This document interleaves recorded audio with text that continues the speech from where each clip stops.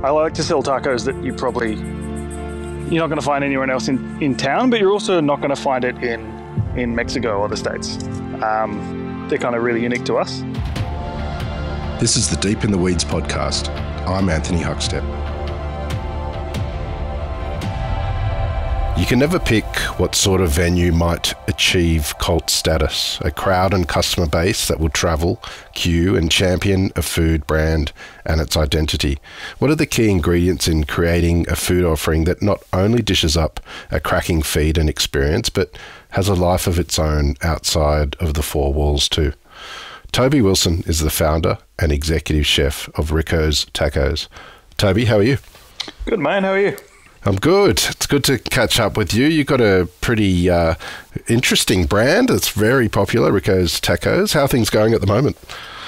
Yeah, good. It's been busy. Obviously just opened the new venue, 3-4 weeks ago now. So, that's always a pretty hectic time, but getting through it so far. Well, you've created a brand in Rico's Tacos that has sort of received, an amazing sort of interest by consumers, and they've followed you around. What's it like sort of having a brand with such a sort of weird sort of cult status? It's great. It's flattering. It's pretty, it feels like we've kind of had the same brand for 8 years now, although the brand itself has changed, kind of going from Ghost Boy in the food court to where we are now. It's cool. It just kind of gives us the confidence that when we open something, we feel like people are going to be there, which is always a nice feeling. It's cool, and it gives us a confidence to be able to kind of push the boat on some of our food items a bit. We'll throw pig's ears in the mix, and we know that people will come and get them now. It gives us, we know our customer really well now, and we know what they will and won't respond to. Food businesses are challenging on their own, but are there things that you've done to sort of try and get this cult status, or has it just created a life of its own? Yeah, it's pretty organic. I think it's just been a response to people liking a place that has an identity of some sort and wants to do things for the right reasons, I guess. We're not just purely trying to cater to a mass market. We are intentionally a bit niche at times. And I think, that just kind of results in a particular clientele. Tell us a little bit about Rico's Tacos and what you're doing there. Yeah, so Rico's was born out of lockdown, as many other businesses are. I was running the Taco King kitchen out of the George. That was a casualty of the first lockdown. I found myself pretty bored and jobless quickly. And it was a bit of a stopgap initially, just like what am I going to do the next few months? Order online and then stick it in a petrol station. And I was speaking to Nick Hill about it from Porcine, who was talking to the guys at Messina because they'd done a few things together. And he ended up mentioning it to them, and they reached out to me and they were like, hey, why don't we kind of make it a fixture at our car park at the Gelato Factory in Rosebery at the time. So we met up with them, and they were able to, obviously, they're such a massive company. They have resources and contacts that we don't. And they knew a guy that had this unreal, old school, big kind of rectangular food truck that we could rent. And also they've got that huge prep kitchen inside.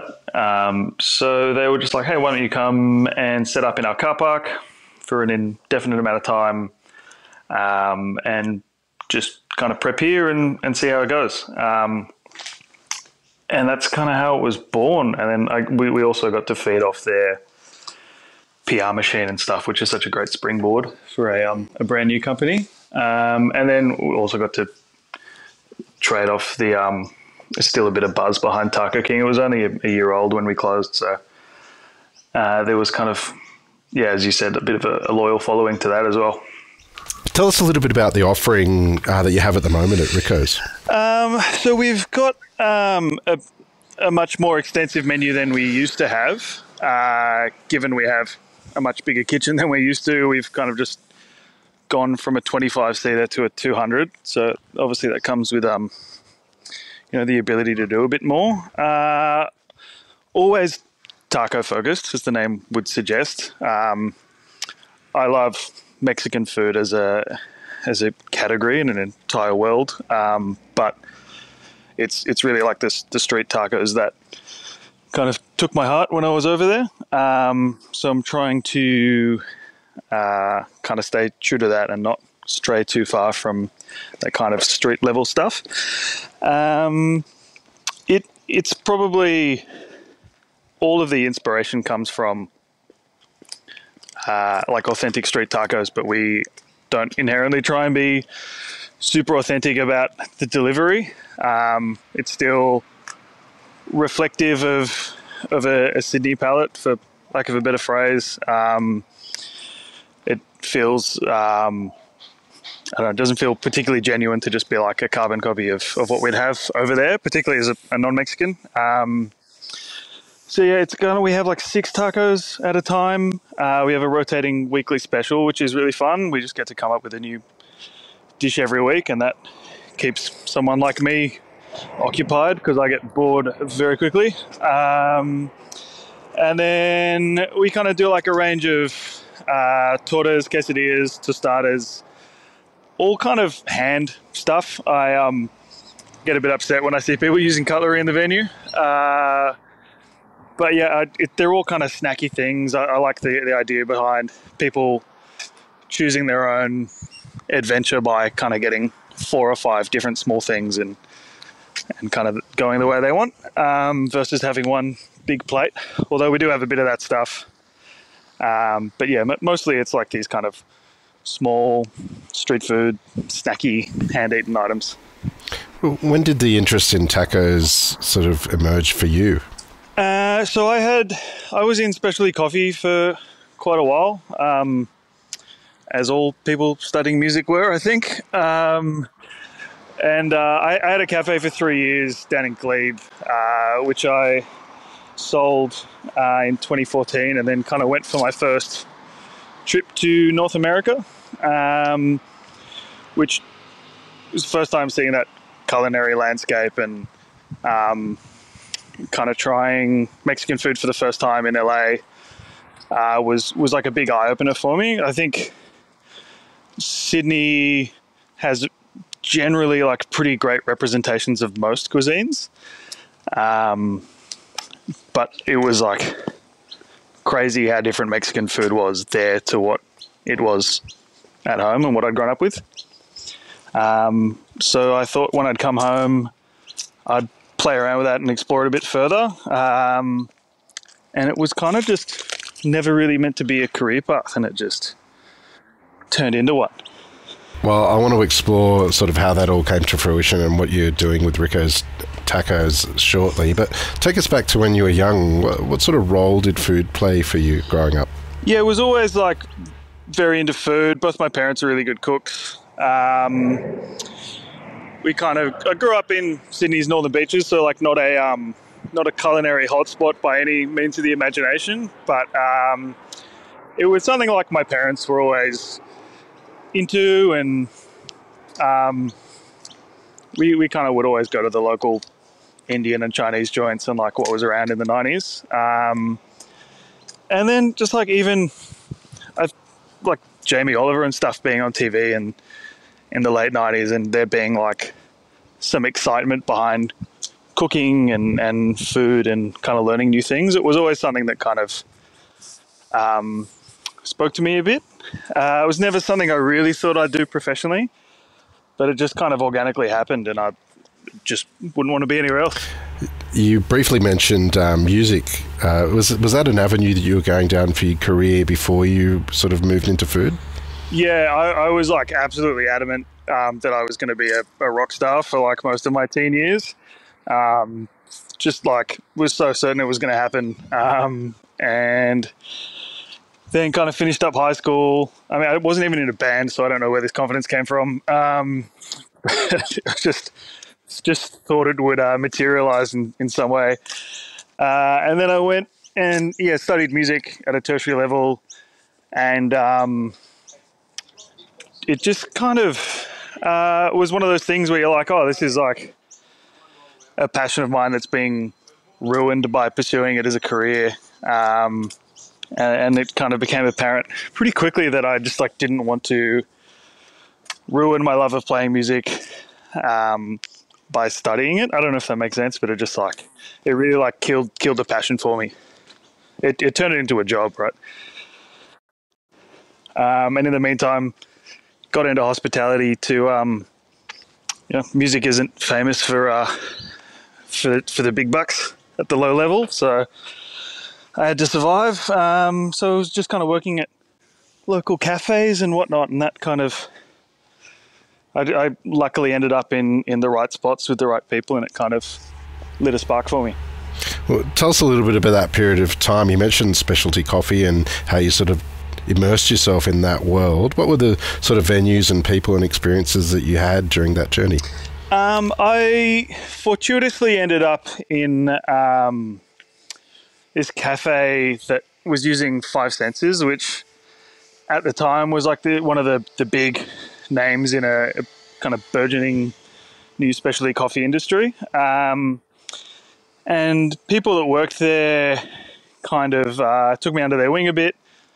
I went down to Melbourne and saw what was happening there, kind of 2011 era, when it was really taking off. And it was evident that it was like a really exciting place and time to be,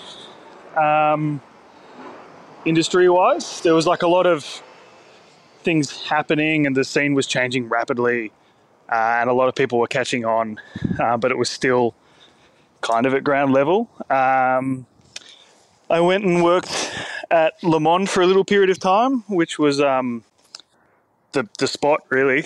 It was probably, Sydney's premier cafe for a handful of years in terms of what they were producing on a food and coffee level. And I feel like I served you there once. You did, I remember. Yeah. This has gone way back, but yeah, that's right. That was before grey hair and baldness. Yeah. But I was only there for a handful of months, and then I kind of ended up opening my own place pretty shortly after, just with the power of naivety and being 21 and thinking, that same confidence that made me think I was going to be a rock star. I thought I could run a cafe. Got away with this one though, which was lucky. But I think like at the time there kind of weren't that many venues. It was like Single Origin, Mecca, the Source up in Mossman, and there kind of wasn't a whole lot going on, so I just kind of frequented the 5 spots and tried to learn as much as I could on a consumer level, and then kind of launched my own place, which was a great learning curve and a good time. Well, tell us about finding the venue for your own place and what you built there.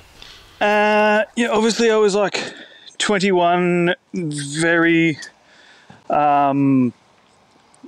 just no idea what I was doing really. Zero mentorship. Like a bit of guidance from my dad, who's like a entrepreneur in his own right. He's run businesses ever since I've been alive and beyond. But I was just trying to find a place that had some unique feel to it that was already special in its own way before I jumped in. And ended up finding this spot just opposite Glebe Markets, which was 18 meters long and 1.7 meters wide. And it was like this huge, it was basically a corridor with a window. And I'm a fan of the weird in general. And that kind of was a great deal, and it already had a DA for a cafe, and it was ready to just kind of plonk a machine in and put a lick of paint in and get started. Do you have any stories of what it was like setting the business up, and were you surprised by the challenges of running your own business? The surprises came later when they caught up. At the start, I was like, "Oh, this is like, pretty easy. I've hired a mate, and we're running a cafe, and it's pretty chill." And then I didn't know what like a business activity statement was, or like how much tax I was going to have to pay. And then after 9 months, I got a call from the accountant. It's like, "Hey, you owe X $1,000," and I was like, "Oh, I just bought awnings for $7,000, and now I have no money." And like this kind of stuff that you don't necessarily learn before you're opening a business unless you're a mature person who's gone and tried to learn it first. Like I got never studied business. I never really looked into it. I thought it was going to be like, I was 21, right? And then that was like a steep learning curve. And then we were able to like work our way out of it, which was a great experience, although it was a stressful one. But apart from that, like that was probably the easiest business I've ever run. It was simple. It was just like sandwiches and coffee, and it was at a time where the market wasn't saturated, which there's a specialty coffee joint on every corner in Sydney now. So at the time, people would travel for that kind of stuff, whereas now it's like a local amenity almost. Well, you sort of made a name for yourself with that business, and you were named in Time Out's Sydney's 30 under 30. And why did you sell the business a couple of years later? It was at like I said before, I get bored very easily. 3 years is a good innings for me in anything.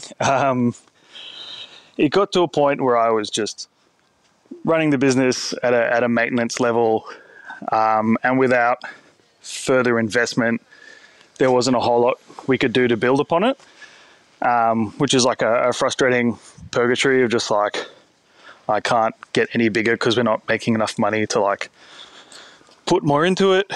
And it's not, it's not failing, so there's no need to close it. So it was like, let's just like investigate if I can sell this and use that money to fund a new project, which is what ended up happening. It worked out temporarily pretty well until the next chapter. Tell us a bit about sort of that next chapter when you started to move into sort of the area that you're in now, even though that the what you were cooking and delivering was a bit different. Yeah. So at the cafe, I'd kind of inadvertently I kind of accidentally became a self-taught cook. I ended up in the kitchen there for 3 years and really enjoying it. And then once I sold the business, I went and worked at Sample Coffee in St. Peters, run by Ruben, who's a good friend of mine, with the intention of maybe getting into coffee roasting and kind of delving more into coffee a bit. And then within a couple of months, the chef quit and I ended up in the kitchen again. It's happened a few times in my career where I like tried to do something and I just ended up in the kitchen. And then after a while, I just stopped trying to resist what was going on. And then I was just like trying to, just biding my time, waiting for the right idea to come past or the right venue or the right opportunity. But the food I'd had in LA and Texas was kind of still just kind of in my head. And I was like, why don't I just open a little pop-up for 3 months where I make some tacos and I use that to just explore it myself. Like I'd be learning as I cook and also trying to showcase a little bit about what I'd seen overseas in Sydney. Like this is 2016 where Mexican food in Sydney is nowhere near what it is now. It was, El Loco and then the fast food chains, really. So yeah, I went for a walk in Chinatown and went down to one of my favorite food courts at the time, and they had a Felice sign, and I was like, this is a probably a bad idea, but I have to find out what's going to happen if I do this. So I just rang the number on the sign and spoke to the landlord there, and he was super keen on the idea, which was surprising. And he was just like, yeah, I'm trying to get like younger operators through here. I want to kind of push beyond the traditional. And he's like, you guys would be perfect.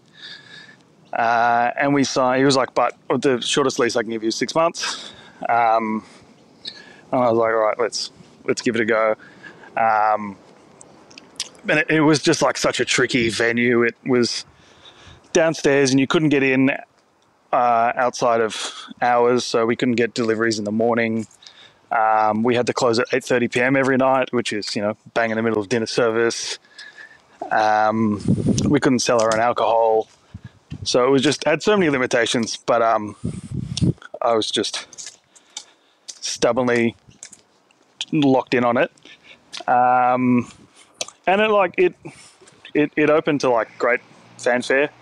It was pretty well received. But it was just like so far away from our market in a sense. People had to be there at lunchtime in Chinatown, or they had to be there for early dinner in areas where they're probably not always kind of congregating.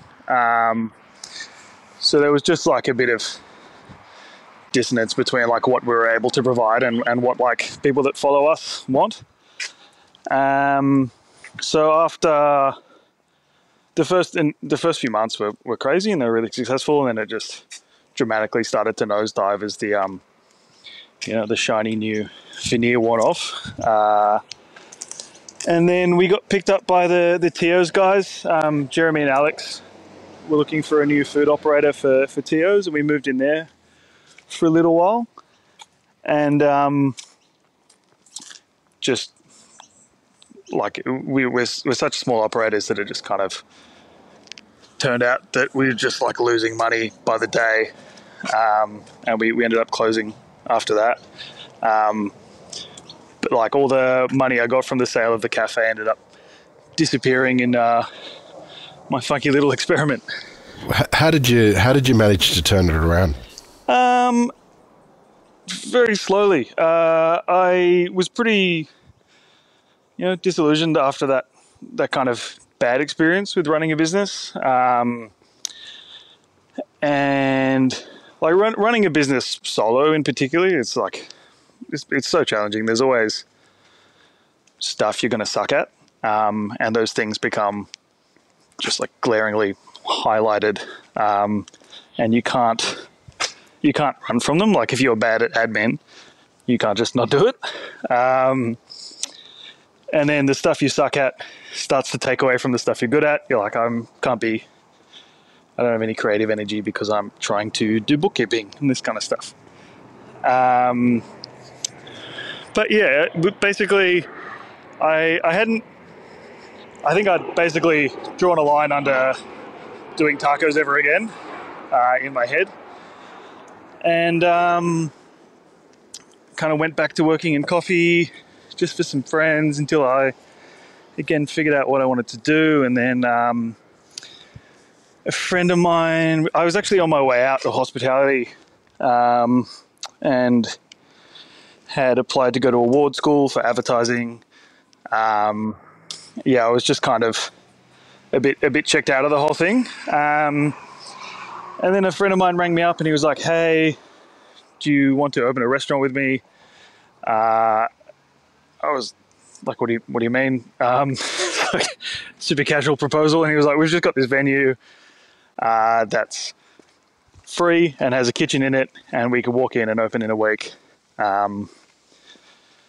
It's going to cost you nothing, so you can't lose anything. I mean, you can definitely lose something, but I was like, I'm not going to have my name on it in terms of any contracts. I was like, I'm not ready to do that. But if you want me to kind of run it, I'll consider it. And that was basically my first restaurant job, was kind of being the head chef of Bad Hombres, which again was meant to be 3 months and is maybe in its 6th or 7th year now. I haven't been a part of it for a long time, but yeah, me and Sean McManus were kind of the opening team for that. And it kind of just lit the fire under me again and kind of reaffirmed that hospitality is where I want to be. Kind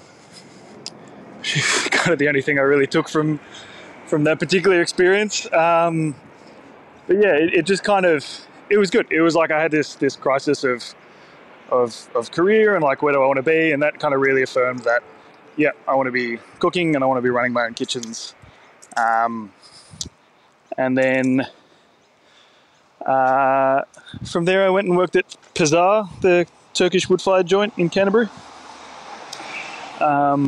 Yeah, which was like a pretty left of field move, but such a great experience. You know, Attila, like myself, is self-taught and flavor forward, and learn a lot about a new cuisine and a new method of cooking, and kind of really took away from that his love of aggressive seasoning and big flavors and really bold cooking. And then got the call up from Jamie Worth from Drink and Dine saying he was going to launch this new group. And yeah, then ended up at the Duke first, and then launched the George and Taco King, and then that's where the whole taco thing restarted. You mentioned how you get bored easily, and you also like weird things. Tell us about porridge and competing on the world stage.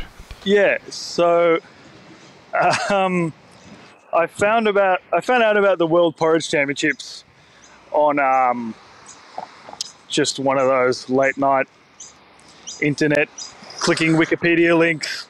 Just yeah, I can't explain how I ended up on that page, but I like immediately found it pretty gripping. That's like right up my alley. This kind of like folksy, pretty humorous thing that's also like highly competitive. And I was just like, should I do this? And I was like, I've just lost all of my money. I'm probably not going to fly over to the other side of the world to make some gruel. Let's like relax a second. And then I just found myself thinking about it every year since I found out about it. And then it was last year in winter, I just made myself a bowl of porridge one morning, and I was like, oh, I wonder when this competition is on. And I looked it up, and the entries closed that night, which gave me little time to rationalize it, which is perfect. So I just threw my name in the ring, and then got accepted. And then I was like, fuck, I might as well just go. So I flew over to Scotland and went to this competition, which is unreal. It's like 30 people from around the world cooking porridge using only oats, water and salt. And like they're stressing out and people are sweating, and it's like highly competitive. And we're all just making gruel in a town hall in a tiny town in the Highlands, like 3 hours north of Glasgow. Take us on that journey. What was the competition like for you, and what was, the quality of your porridge? So I kind of thought if I'm going to do this, being so far away and it being like a pretty expensive trip, I was like, let's go hard. And I kind of was sourcing oats from all around the world and trying them all. Trying to figure out what made good and bad porridge, tried different waters, different salts, different soaking times, like really went through all the techniques, and then settled on a local grower in New South Wales. And yeah, so I literally flew over to Scotland with a bag full of pots and pans and vac-packed oats and this kind of salt I'd sourced, which would have been an interesting one to explain had customs pulled me aside. But got there, and then in the morning they've got like an opening ceremony. You march down the pretty much the only street in this town to a full Scottish marching band with bagpipes, wielding your country's flag for about 100 meters until you're ushered into the town hall. And then when you get there, there's a guy in a kilt doing a whiskey tasting, and the local school sung the porridge song, whatever that is. And it's like a real wholesome event. And like all the competitors are friends, and they meet at the pub afterwards, and there's like a local Scottish band. But when it's on, and it's like, it's fierce. But yeah, got through to the finals in the debut performance. And then I went back 2 weeks ago, actually, to see if I couldn't kind of do one better. And then I ended up getting to the finals again. I was the only person in the last two finals back to back. And I ended up getting bested by somebody who found out about the competition through an article about me, which is a real own goal. I kind of stitched myself up there, but I think that might be it for my competitive porridge career. I'd go back every year if it was remotely close, but it's becoming an expensive hobby for something pretty ridiculous. Well, what makes a great porridge, and isn't there a special spoon involved as well? Yeah, the spurtle, which is no more than a stick, really. It's like a rod that's slightly tapered at the end. The idea being you can kind of get it into the corners of the pot, which a rounded spoon, realistically can, but don't tell the Scots that. What makes a good porridge is definitely having oats that are steel ground or steel cut or stone ground versus rolled oats. Rolled oats are kind of like flattened and then steamed, and they're just kind of gummy and gluey. But if you get kind of the whole grain that's been cut and then you soak it, and then cook it out for 15-20 minutes, and then like a good bit of salt. Season it like you would any other grain, really. Like if you're making, I don't know, rice or bread, and you kind of want it to have that little bit of like a savory, salty vibe. And then once you add, if you decide to go in like a sweet direction, you add maple syrup, brown sugar, honey, whatever. It kind of gives off that salty sweet kind of thing that's great anyway. There's not much else to it, really. Like there is and there isn't, but just making that bowl is like close to as good as it gets. It's an incredibly simple thing, like in the way that sushi is simple. Tell us a bit about your food at Rico's. Is there a taco or two that sort of exemplifies your approach to tacos? Yeah, I think at the moment we're doing a chicken taco with a almond and coffee mole, which is, I guess, like an example of getting inspiration from the past and then applying like a bit of a ingredients that are really familiar to people here. So it's based off mole poblano, which is like the mole that most people are familiar with. It's like chocolate, spices, nuts, fruit, seeds, all of that. But it's that chocolate heavy mole that people are aware of.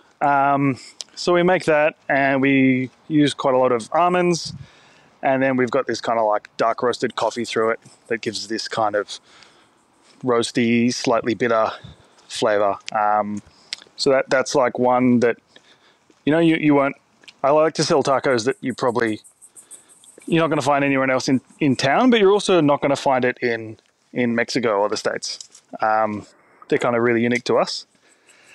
And then really, like, this is a tricky answer, but it's like the special every week. That is where like our identity really shines, I think. Like this week, I just got back from Turkey. So I'm making a kind of doner shawarma style taco, kind of like shaved lamb shoulder, sumac onions, tahini dressing, like this kind of stuff. So it's still a tortilla. It's like salty, fatty meats. It's a salsa. It's onions. It's citrus juice. It's like all of the things that make a taco, but with like a completely different set of ingredients. That's like really fun to me, and that's kind of what we're about, I reckon. Well, you're always doing something interesting. What do you love about what you do?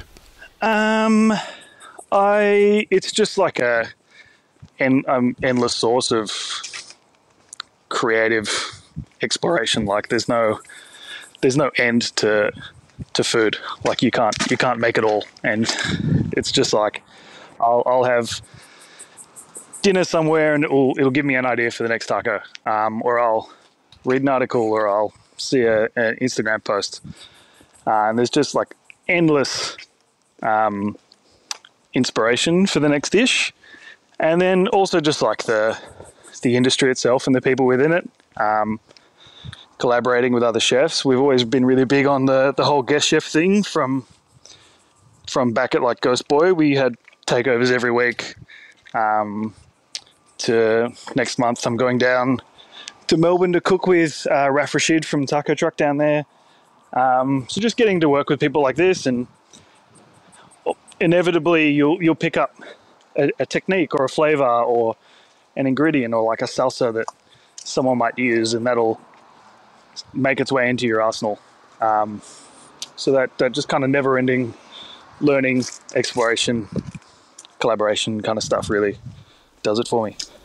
Well, Toby, it's an absolute pleasure to catch up with you today on Deep in the Weeds, to hear part of your story. Please keep in touch and we'll catch up again soon. Will do, mate. Thanks for having me. This is the Deep in the Weeds podcast. I'm Anthony Huckstep. Stay tuned as we take a deep dive into the lives of the incredible people who ply their trade in the food and hospitality sector. Special thanks to executive producer Rob Locke for making this all happen. Follow us on Instagram at Deep in the Weeds Podcast, or email us at podcast@deepintheweeds.com.au. Stay safe and be well.